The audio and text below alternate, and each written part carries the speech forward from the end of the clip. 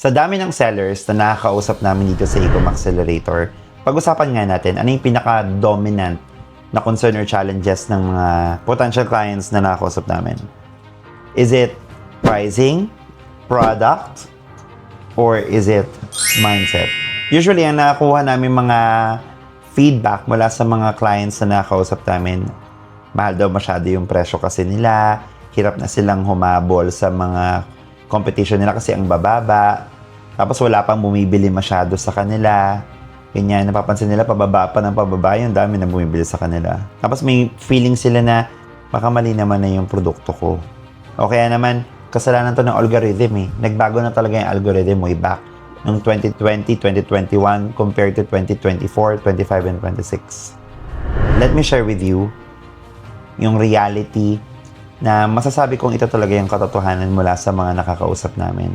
It all starts with the mindset. Dahil wrong mindset, producing wrong pricing strategies, wrong product decisions, so wrong strategy execution. Let me share with you a common scenario ng isa sa mga lumapit sa amin dito sa Ecom Accelerator. Sinabi niya sa amin na, Coach, sobrang bagsak na talaga yung sales ko. 2 years ago, ganito pa, pero ngayon, ganito na lang. Parang kung di ako nagkakamali, nagbi-million pa siya like a year or almost 2 years ago. Pero ngayon, hirap na siya even 300,000. Talagang wala nang halos sales, diba? Bumagsak na talaga. So, medyo doubt siya sa produkto niya na kung tama pa ba yung product niya. Kaso di niya naman mabitawan kasi nga, dami pang inventory. Ngayon, of course, we're doing discovery call dito sa Ecom Accelerator. You know what? Anong ginawa namin? Nung nagkaroon kami ng assessment or audit dun sa may store niya, chinek muna namin din yung data niya. Chinek namin yung business insight niya. Ano yung mga chinek namin? Chinek namin yung traffic niya. Chinek namin yung conversion niya. Yung add to cart niya. Kung nag-run siya ng, kung di ako nagkakamali, nag-run siya ng ads. Chinek namin yung clicks niya, yung cost per click niya, yung cost per purchase niya, yung ROAS niya currently. Tapos, eto ang nangyari.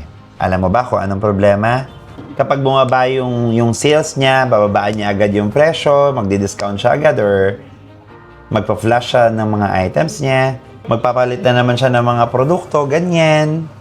Kapag bumababa yung sales niya, nagsastop talaga siya ng ads. Wala siyang masyadong strategy na in-play sa store niya. Inconsistent din siya pagdating sa paggamit ng ads kasi stop siya eh. Tapos, hindi pa siya ganun karunong magbasa ng data. So, wala siyang data decision kung bakit kailangan niyang i-stop yung ads niya.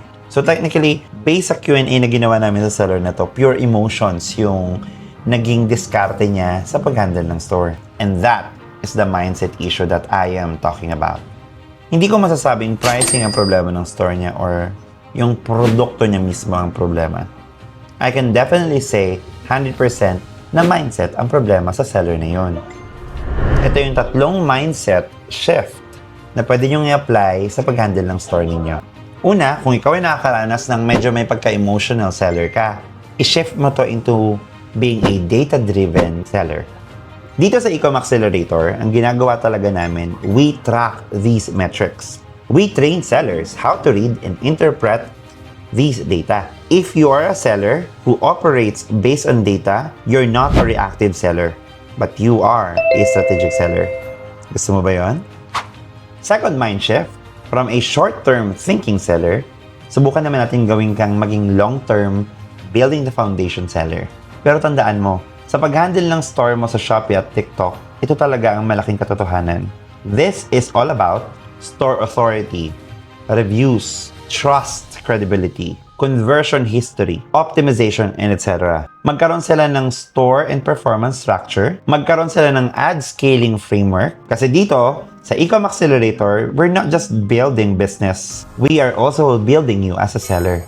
And then, 3 mind shift na gusto kong i-share sa inyo, yun ay from ako lang mindset to guided na ako mindset.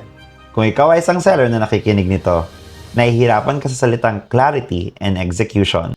Kaya nga, dito sa Ecom Accelerator, dito namin kayo tutulungan. Kapag pumasok kayo sa programa namin, week on week or like every other week, talagang may growth roadmap kayo sa amin. Tapos, ang kagandahan nito, clear talaga ang magiging direction ng mga sellers kung ano ang uunahin. Alam nyo naman, di ba?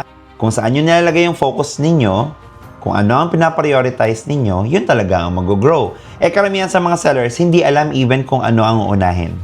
And then lastly, tinutulungan namin yung mga sellers sa word na accountability. Hindi mo naman kailangan ng sobrang daming random tactics para sa store mo. Ang kailangan mo ngayon is a structured execution. At dyan namin kayo tutulungan sa Ecom Accelerator. So bigyan ko din kayo ng ilang practical tips kung paano magkakaroon ng better mindset. Kasi alam ko, yes, mindset na pinag-usapan natin dito, pero alam ko hindi naman to ganun kadali. So kung nakikinig ka ngayon, ito ang dapat mong umpisahan na. Una, stop reacting daily. Hindi ibig sabihin na may nangyayari dyan sa store mo, kailangan mo na mag-adjust 24 hours from now. Kailangan magkaroon ka ng commitment sa sarili mo na, okay, adjust ko to after 3 days. Okay, adjust ko to after 7 days. Ganyan.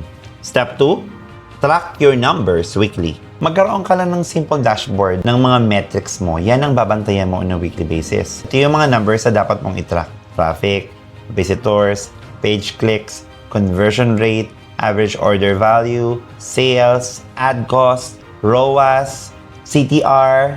Kapag nagkaroon kayo ng dashboard na ganyan, magkakaroon kayo ng better overview and clarity sa pag-handle ng store ninyo. And then step 3, focus on controllables. Yung mga bagay na kaya mong kontrolin. Hindi mo naman talaga makokontrol yung competition mo, mas mababa sila. Hindi mo rin makokontrol yung algorithm. At hindi mo rin makokontrol yung platform changes. Pero, you can control product optimization, creative testing, pricing strategy, customer service, at execution. Yan ang mga control mo.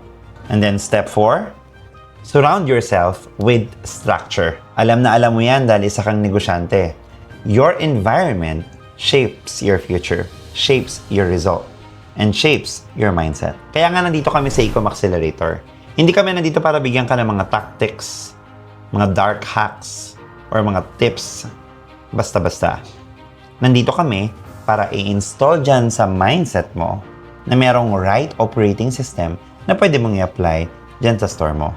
So, if you ask me, karamihan ba ng mga stores na hinahandle namin or yung mga nakausap na namin sa Discovery Call ay produkto ang problema, pricing ba ang problema, or mindset? So, my answer is, it starts with the mindset. Dahil ang mindset mo determines everything. Determines kung paano ka magpresyo, kung anong produkto ang ibebenta mo, kung gaano ka katagal magiging consistent dyan sa negosyo mo, at kung hihinto ka na ba or mag-scale ka. It all starts here. Ang Shopee at TikTok ay hindi para sa mga emotional na seller. Ang Shopee at TikTok ay para sa mga structured seller, data-driven seller, at disciplined entrepreneurs. Katulad mo na nakikinig ngayon. And that is exactly what we build here in Ecom Accelerator. Again, as we always say here at Ecom Accelerator, together we accelerate.